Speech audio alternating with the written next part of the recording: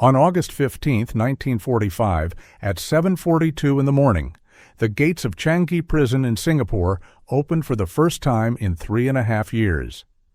The men inside, over 14,000 British, Australian, and Allied POWs, had survived starvation, disease, torture, and forced labor that killed thousands of their comrades. They had been waiting for liberation for weeks, hearing rumors that Japan had surrendered. But when the announcement came through the camp loudspeakers, something happened that none of them expected. The Japanese guards didn't flee. They didn't destroy evidence or hide. Instead, they gathered in the main courtyard, removed their weapons, and knelt on the ground in formation. The prisoners watched from their barracks in stunned silence. For years, these guards had beaten them, starved them, worked them until they collapsed. The brutality had been systematic, relentless, justified by Japanese military doctrine that branded surrender as the ultimate dishonor. POWs were considered subhuman, men who had disgraced themselves by choosing captivity over death. Now those same guards were performing dogeza, the deepest form of Japanese bow, pressing their foreheads to the dirt in ritual apology. Among the prisoners watching was Captain William Henderson, aged 29, a Scottish officer from Edinburgh, who had been captured at the fall of Singapore in February 1942.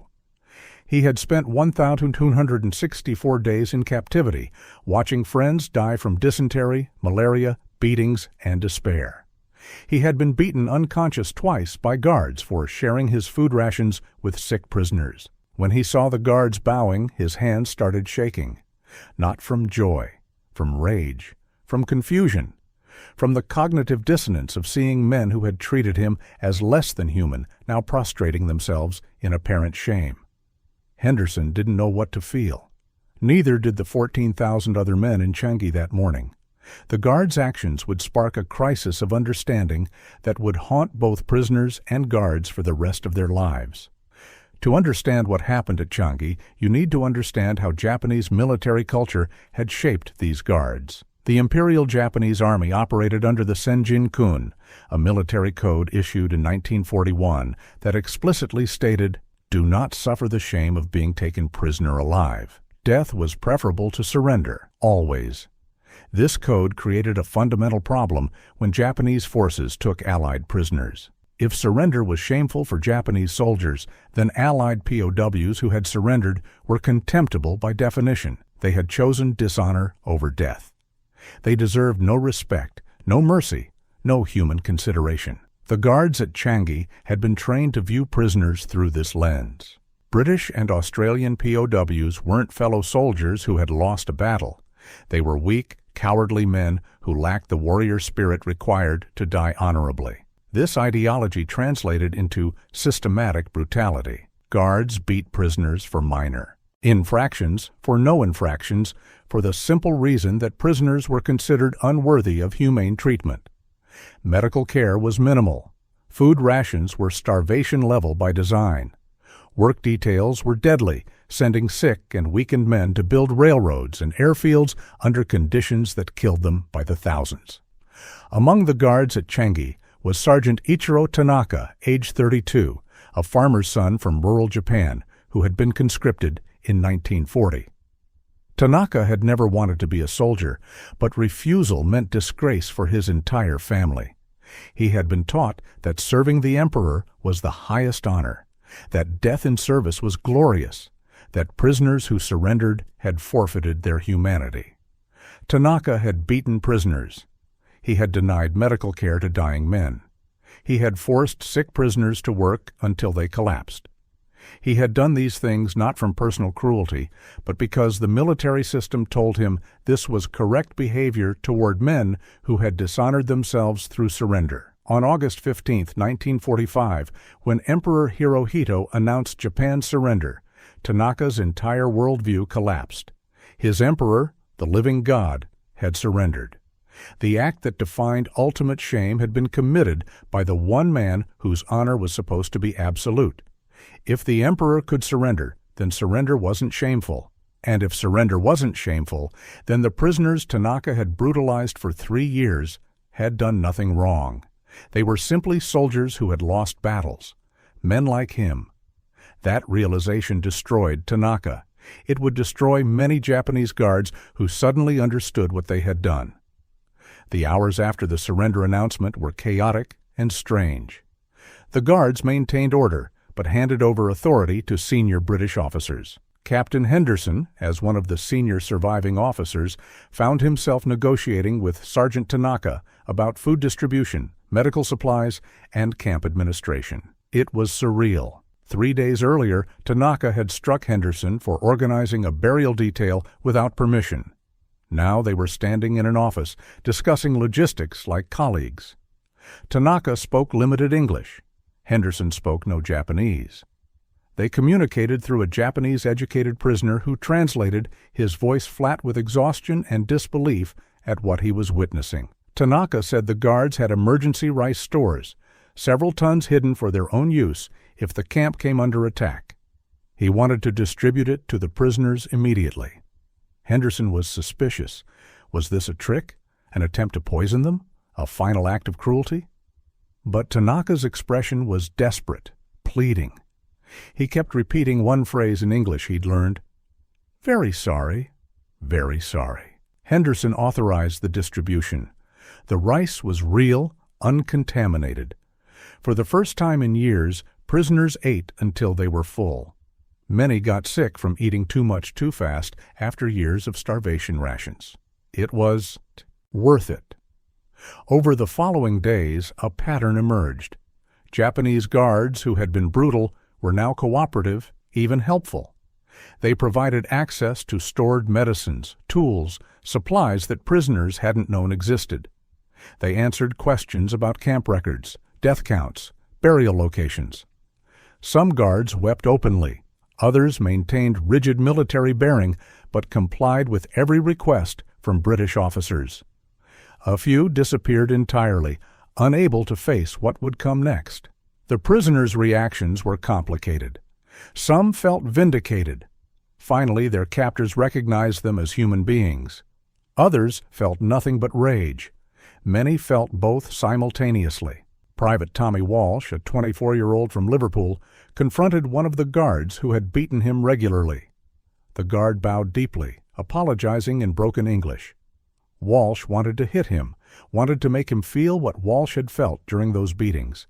Instead, Walsh walked away. He didn't have the energy for revenge. He just wanted to go home. But Henderson noticed something else. He noticed that the guards' apologies and cooperation came with an undercurrent of desperation. These men knew what was coming. War crimes trials were inevitable. They had brutalized Allied prisoners in ways that violated international law. Evidence was everywhere: mass graves, medical records, testimony from 14,000 witnesses. The guards weren't just apologizing. They were trying to demonstrate remorse before the courts came for them. 5 days after surrender, something extraordinary happened. Captain Henderson was organizing medical evacuations for the sickest prisoners when Sergeant Tanaka approached him with a request. Tanaka asked if Henderson would testify on his behalf at his inevitable war crimes trial. He acknowledged his actions during the war had been cruel. He said he understood he deserved punishment, but he wanted Henderson to tell the court that he had tried, in the final days, to make amends. Henderson's first instinct was refusal. Testify for a man who had brutalized prisoners? Tanaka had blood on his hands. Men had died under his watch. But Tanaka said something that made Henderson hesitate. Through the translator, Tanaka explained that he had a wife and 3 children in Japan who believed their husband and father had served honorably. If he was executed as a war criminal, his family would face disgrace for generations. His children would be marked as offspring of a criminal. They would struggle to find work, to marry, to live normal lives. Tanaka wasn't asking for acquittal. He was asking for Henderson to testify that he had shown remorse, that he had tried to help after the surrender, that he hadn't fled or destroyed evidence. Tanaka believed this testimony might result in imprisonment instead of execution. That would allow his family to maintain some dignity. Henderson told Tanaka he would think about it. He walked away, troubled, angry at himself for even considering it. That night, Henderson couldn't sleep. He kept thinking about the moral calculus. Tanaka had participated in a system that killed thousands. But Tanaka had also been a conscripted soldier following orders in a military culture that brutalized him as much as he brutalized prisoners. Japanese soldiers were beaten by their superiors, subjected to ritual humiliation, taught that individual conscience was weakness. Did that excuse Tanaka's actions? No. But did it explain them in ways that mattered for justice? Henderson didn't know. He talked with other British officers. Their opinions were divided. Some said testifying for any guard was betrayal of the men who died. Others said justice required acknowledging complexity, even when complexity was uncomfortable. Henderson made his decision based on a single memory. 3 months earlier, a prisoner named David Cooper had collapsed from dysentery while working on a construction detail. The Japanese officer in charge ordered Cooper back to work. Tanaka had been there. Henderson had seen Tanaka's face, a flash of discomfort, quickly suppressed. Tanaka hadn't stopped the order, but he had carried Cooper back to the barracks himself after the work detail ended, an action that violated protocol and risked punishment. Cooper had died 2 days later, but Tanaka's action had given him 2 days of rest before the end. That memory didn't erase Tanaka's other actions, but it suggested Tanaka retained some capacity for mercy even within a brutal system. Henderson decided that mattered. He agreed to testify. War crimes trials for Japanese military personnel began in late 1945 and continued through 1948. Trials were held across Asia in Singapore, Manila, Tokyo, Hong Kong, prosecuting thousands of Japanese soldiers, officers, and guards for atrocities committed during the war. The trials at Singapore focused heavily on POW camp guards. The evidence was overwhelming. Medical records documented systematic starvation, beatings, torture, denial of medical care. Mass graves contained thousands of bodies. Survivor testimony detailed years of brutality. Sergeant Tanaka was tried in March 1946 along with 14 other guards from Changi. The prosecution presented damning evidence. Multiple prisoners testified about specific beatings Tanaka had administered. Medical records showed prisoners under his supervision had died at rates higher than other sections of the camp. The prosecution sought execution for all defendants. The argument was straightforward. These men had systematically violated the Geneva Conventions, had treated prisoners with deliberate cruelty, had participated in atrocities that resulted in mass death. Captain Henderson testified for 3 hours. He confirmed Tanaka's role in camp brutality. He didn't minimize or excuse Tanaka's actions. But he also testified about Tanaka's cooperation after the surrender, his provision of hidden food supplies, his willingness to face trial rather than flee. Henderson's testimony was controversial. Other former POWs attended the trial and shouted at Henderson when he spoke on Tanaka's behalf. One man called him a traitor. Another threw his shoe at Henderson, missing him but hitting the translator. The judges allowed Henderson to finish. He concluded by saying he believed Tanaka was guilty of war crimes and deserved punishment, but that execution wouldn't serve justice as well as imprisonment that acknowledged both guilt and the small acts of mercy Tanaka had shown at the end. The verdict came 3 days later. Tanaka was sentenced to 15 years hard labor. 8 of his co-defendants received similar sentences. 6 were sentenced to death by hanging. After the verdict, Henderson received letters from former POWs. Some thanked him for showing mercy. Others called him a disgrace who had betrayed the memory of men who died under Tanaka's watch. Henderson kept all the letters. He never publicly defended his testimony, but he never recanted it either. Something unexpected happened while Tanaka served his sentence at Sugamo Prison in Tokyo. He began corresponding with Captain Henderson, who had returned to Scotland after the war. The first letter came in 1947. Tanaka wrote in careful English he'd been learning from a prison tutor. He thanked Henderson for his testimony, acknowledged again his guilt for his wartime actions, and asked Henderson about his life in Scotland. Henderson didn't respond for 6 months. He wasn't sure he wanted a relationship with a man who had brutalized him, but eventually Henderson wrote back. He didn't know why. Maybe curiosity, maybe recognition that both men were trying to process experiences that no one else could fully understand. The correspondence continued for years. Tanaka wrote about prison life, about his efforts to understand what had turned him into someone capable of cruelty, about his struggle with shame. Henderson wrote about his difficulties adjusting to civilian life, about his nightmares, about his inability to explain to his family what he'd experienced. Other former POWs learned about the correspondence. Reactions ranged from disgust to fascination. Some accused Henderson of Stockholm Syndrome. Others saw it as remarkable forgiveness. Henderson insisted it wasn't forgiveness. He wrote to one critic, "I haven't forgiven Tanaka. I'm not sure I ever will, but I'm trying to understand how ordinary men become capable of extraordinary cruelty and how they live with themselves afterward. That seems important." Through their letters, Henderson and Tanaka tried to make sense of their shared history. They discussed the Japanese military system, British colonial attitudes toward Asian people, the dehumanization that war requires, the difficulty of acknowledging complicity in evil. These weren't comfortable conversations. Both men got angry. Both men stopped writing for months at a time when discussions became too painful.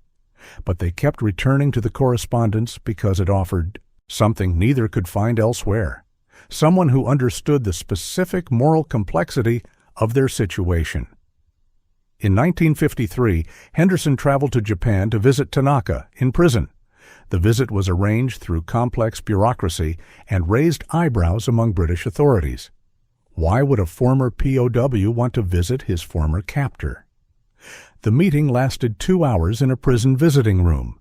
They sat across a table with a guard present, speaking through an interpreter. Tanaka looked older, thinner, weathered by 6 years of hard labor.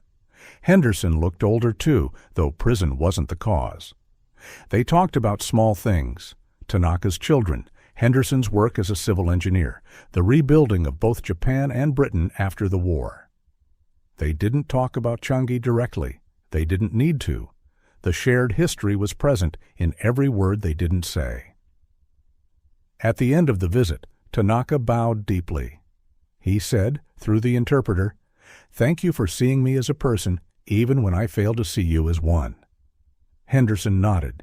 He didn't say, "You're welcome." Instead, he said, "We were both trapped in something larger than either of us." Then he left. The story of Changi Prison and other POW camps raised questions that remain uncomfortable today. How do we understand perpetrators who express remorse? Does context that explains cruelty also excuse it? Can we acknowledge someone's humanity while holding them accountable for inhumane actions? The Japanese guards weren't cartoon villains. They were conscripts, many of them farmers and factory workers before the war, who were indoctrinated into a military system that normalized brutality. That system punished deviation, rewarded cruelty, and framed violence toward prisoners as duty. Understanding that context doesn't make what they did acceptable. Thousands of Allied POWs died in Japanese camps from starvation, disease, beatings, and forced labor. The suffering was real, the deaths were real, the trauma inflicted on survivors was profound and lasting. But refusing to acknowledge context doesn't serve justice either. If we treat perpetrators as simply evil, we miss the lessons about how ordinary people become capable of atrocity. We miss the warning signs that could prevent future atrocities. Captain Henderson spent the rest of his life grappling with this tension. He gave occasional lectures about his POW experience and his decision to testify for Tanaka. He was always careful to emphasize that understanding perpetrators wasn't the same as excusing them. In a 1962 interview, Henderson said, "People want clear moral categories. They want to know who was good and who was evil. But war doesn't work that way. Men who treated us with unimaginable cruelty were also men who had families, who had been forced into military service, who were themselves victims of a brutal system." Both things are true simultaneously. Justice requires acknowledging both. Other former POWs disagreed with Henderson's perspective. Some maintained that guards like Tanaka deserved no sympathy, no understanding, no mercy. They argued that focusing on perpetrators' humanity disrespected the victims who suffered under them. Tommy Walsh, the Liverpool private who had confronted his guard after the surrender, never forgave the Japanese guards at Changi. He attended veteran reunions for decades and spoke openly about his anger at Henderson's testimony. Walsh argued that some actions are unforgivable, that systematic torture and starvation can't be explained away by following orders or cultural context. Walsh's position was valid too. Survivors have no obligation to understand or sympathize with those who harmed them. The demand for forgiveness or understanding can become its own form of violence, forcing victims to process their trauma in ways that serve others' comfort rather than their own healing. The debate continues today among historians, veterans, and descendants of both POWs and guards. There are no easy answers. Sergeant Tanaka was released from Sugamo Prison in 1956 after serving 10 years of his 15-year sentence. The early release came as part of broader amnesties for Japanese war criminals as Cold War politics shifted American priorities in Asia. Tanaka returned to his village in rural Japan, where his family had maintained their farm during his imprisonment. His wife had told neighbors that her husband had been imprisoned for unauthorized actions during the war, a vague explanation that preserved some dignity while avoiding specifics. His children, now teenagers, had grown up without him. His oldest son asked direct questions about what his father had done during the war. Tanaka answered honestly. He described his actions at Changi, his participation in prisoner brutalization, his shame over what he had done. His son asked if the prisoners had deserved it. Tanaka said no. He said he had been taught they deserved it, but he had been taught wrong. He said he would carry the guilt for his actions until he died. That conversation defined their relationship. Tanaka's son never fully forgave his father, but he respected his honesty. They maintained a distant but functional relationship. Tanaka lived quietly for the rest of his life. He worked the family farm, kept to himself, avoided public attention. When journalists occasionally approached him for interviews about the war, he declined. He had said what he needed to say during his trial. He had nothing to add. He continued writing to Henderson until 1973, when Henderson died of a heart attack at age 57. Tanaka learned about Henderson's death through a newspaper obituary. The obituary mentioned Henderson's POW experience and his controversial testimony on behalf of a Japanese guard. Tanaka wrote a letter to Henderson's widow, expressing condolences and gratitude for her husband's willingness to see him as human. He received no response. He didn't expect one. Tanaka died in 1981 at age 68. His local newspaper published a brief obituary mentioning his military service and farm work, but not his war crimes conviction. His family buried him quietly with no military honors. Henderson's children learned about their father's correspondence with Tanaka after his death, when they found boxes of letters while settling his estate. The discovery was shocking. Henderson had never mentioned the correspondence to his family. His oldest daughter, Margaret, was initially angry that her father had hidden this relationship.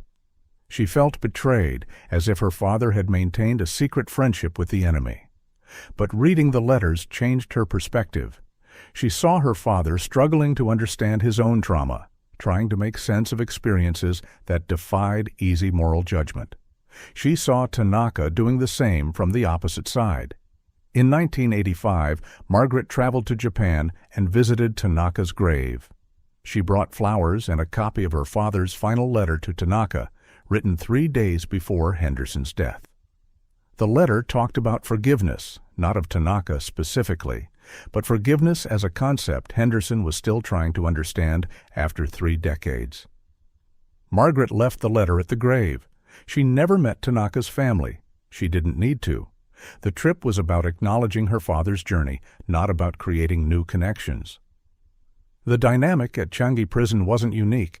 Similar patterns emerged at POW camps across Asia as the war ended. Japanese guards who had brutalized prisoners suddenly cooperative, apologetic, desperate to demonstrate remorse before facing trial. At camps in Thailand, Burma, and Indonesia, guards performed similar acts of dogeza, provided hidden supplies, cooperated with Allied authorities. The motivations were complex, genuine remorse for some, strategic calculation for others, probably both for most. Allied responses varied by camp and by individual prisoner. Some former POWs refused any interaction with their former captors beyond what was necessary for liberation logistics. Others, like Henderson, engaged with the complexity of understanding how ordinary men had committed extraordinary cruelty. The war crimes trials prosecuted over 5,700 Japanese military personnel for crimes against POWs. Roughly 1,000 were executed. Several thousand received prison sentences. Many more were never charged due to lack of evidence or because they died before trials concluded. The trials were necessary for justice, but imperfect in execution. Some truly guilty men escaped prosecution. Some men who had shown mercy within a brutal system received harsh sentences, while more culpable officers received lighter punishment due to better legal representation or political connections. The complexity of individual cases was often lost in the scale of the trials. Guards like Tanaka, who had participated in atrocities but shown flashes of humanity, received the same charges as guards who had shown none. The legal system struggled to account for degrees of moral complexity within systematic evil. Former POWs spent the rest of their lives processing their experiences. Many suffered from what we now call PTSD, but was then called war neurosis, or just not adjusting well. The physical scars healed faster than the psychological ones. Tommy Walsh, who had confronted his guard after the surrender, struggled with alcoholism and depression for decades. He attended therapy sporadically, but treatments in the 1950s and 60s were crude compared to modern trauma therapy. He died in 1987 without ever fully recovering from his captivity. Other survivors, like Henderson, channeled their experiences into advocacy for better treatment of POWs, for international law reform, for efforts to prevent future atrocities. Their work contributed to updates to the Geneva Conventions and increased attention to war crimes prosecution. The Japanese guards who survived prosecution and imprisonment faced their own struggles. Many lived with deep shame. Some committed suicide. Others, like Tanaka, tried to make quiet amends through honest acknowledgement of their actions and attempts to understand how they had become capable of cruelty. The children and grandchildren of Changi survivors carry complex legacies. Many grew up hearing stories about the brutality of Japanese POW camps. Some heard about moments of surprising humanity within that brutality. Most heard both, because reality was both. Margaret Henderson, who had visited Tanaka's grave in 1985, became a historian specializing in POW experiences. She interviewed hundreds of former prisoners and guards, documenting their stories for archives and museums. Her work emphasized the moral complexity that her father had grappled with, the importance of holding perpetrators accountable while acknowledging their humanity. Her 1993 book, Between Enemy Lines, Moral Complexity in Japanese POW Camps, was controversial. Critics accused her of sympathizing with war criminals. Supporters praised her willingness to examine uncomfortable truths about how ordinary people become capable of atrocity. Margaret argued that understanding perpetrators wasn't about forgiveness or excusing their actions. It was about prevention. If we understand how normal men were transformed into brutal guards through military indoctrination, systematic dehumanization, and cultural context, we can identify those patterns when they emerge in future conflicts. That argument remains relevant.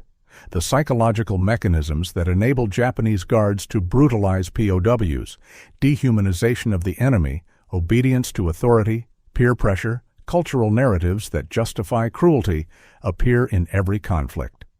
Understanding them is essential to preventing future atrocities. The descendants of Japanese guards carry different but equally heavy legacies. Many grew up not knowing their grandfather or great-grandfather had been convicted of war crimes. When they discovered the truth, usually through family research or historical documentation, the revelations were traumatic. Tanaka's grandson, born after Tanaka's release from prison, learned about his grandfather's wartime actions while researching family history in 2005. The discovery shattered his image of his grandfather as a quiet farmer. He struggled with shame by association, guilt over his family's role in atrocities, anger at his grandfather for participating in such cruelty. Through therapy and historical research, Tanaka's grandson reached a conclusion similar to Margaret Henderson's. His grandfather's actions were unforgivable, but understanding how those actions became possible was crucial. He eventually wrote an essay about grappling with his family's wartime legacy, published in a Japanese historical journal. The essay sparked conversation in Japan about collective responsibility for wartime atrocities. Japanese society has long struggled with confronting the details of World War II brutality, a struggle between acknowledging genuine guilt and resisting what some perceive as continued punishment for wartime actions. Tanaka's grandson argued that acknowledgement isn't punishment, it's honesty. He wrote, "My grandfather committed war crimes. That truth doesn't make me guilty of his crimes, but it does give me responsibility to ensure such things don't happen again. I honor his memory not by defending his actions, but by honestly confronting them." In 2015, a group of British veterans and their families organized a 70th anniversary commemoration of the liberation of Changi Prison. The event was held in Singapore at the former prison site, now a museum and memorial. The organizers debated whether to invite families of Japanese guards. The debate was intense. Some argued that reconciliation required including all parties. Others argued that honoring perpetrators, even their descendants, disrespected the victims. The compromise was to allow Japanese families to attend, but not to have formal speaking roles. Several descendants of guards attended, including Tanaka's grandson. During the ceremony, veterans gave speeches about their experiences. They talked about the brutality they endured, the friends they lost, the trauma that lasted decades. They also talked, some of them, about the complexity of their memories, moments when guards showed unexpected mercy, the disorienting experience of seeing brutal captors bow in apology after the surrender. After the ceremony, Tanaka's grandson approached the memorial wall where prisoners' names were engraved. He stood there for a long time, reading names, knowing his grandfather had contributed to some of their deaths. An elderly British veteran, 93 years old, walked up beside him. The veteran had been at Changi, had survived the war, had lived a full life afterward. He looked at Tanaka's grandson and asked if he had family connection to the camp. Tanaka's grandson explained who he was. He expected anger, rejection, condemnation. Instead, the veteran nodded. Slowly, he said, "Your grandfather wrote letters to a Captain Henderson. My father knew Henderson. Henderson talked about those letters, about trying to understand how men become capable of cruelty. I never understood what Henderson was doing. But I'm 93 years old now, and I've seen enough cruelty in the world since then to know it doesn't come from monsters. It comes from ordinary men and systems that encourage it. I think Henderson was trying to figure out how to stop those systems. Maybe you're trying to do the same thing." They stood together at the memorial for several minutes, not speaking. Then the veteran shook Tanaka's grandson's hand and walked away. It wasn't forgiveness. It wasn't absolution. But it was acknowledgement that the work of understanding, preventing, and grappling with human capacity for cruelty continues across generations. When people ask what it was like for British POWs to see their Japanese guards bow in apology on August 15, 1945, the answer is impossibly complex. It was shock at seeing brutal captors suddenly humble. It was rage that apology came only after defeat. It was confusion about how to process years of dehumanization suddenly reversed. It was the beginning of lifelong grappling with questions about guilt, responsibility, forgiveness, justice, and human nature.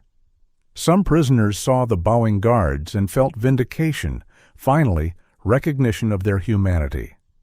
Others felt nothing but hatred that no apology could touch. Many felt both. The guards' motivations were equally complex.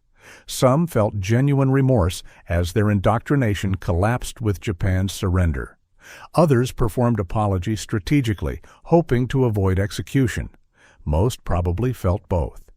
The decades that followed, the trials, the prison sentences, the correspondence between former enemies, the wrestling with moral complexity, the attempts by descendants to understand their inherited history.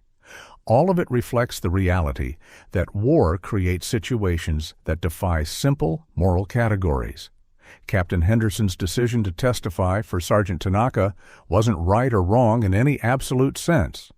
It was one man's attempt to practice justice in a situation where perfect justice was impossible. Tommy Walsh's refusal to forgive his guards was equally valid, an insistence that some actions can't be explained away by context. Both positions matter.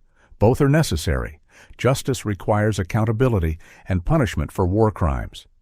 But justice also requires understanding how ordinary people are transformed into perpetrators, so we can prevent that transformation in future conflicts.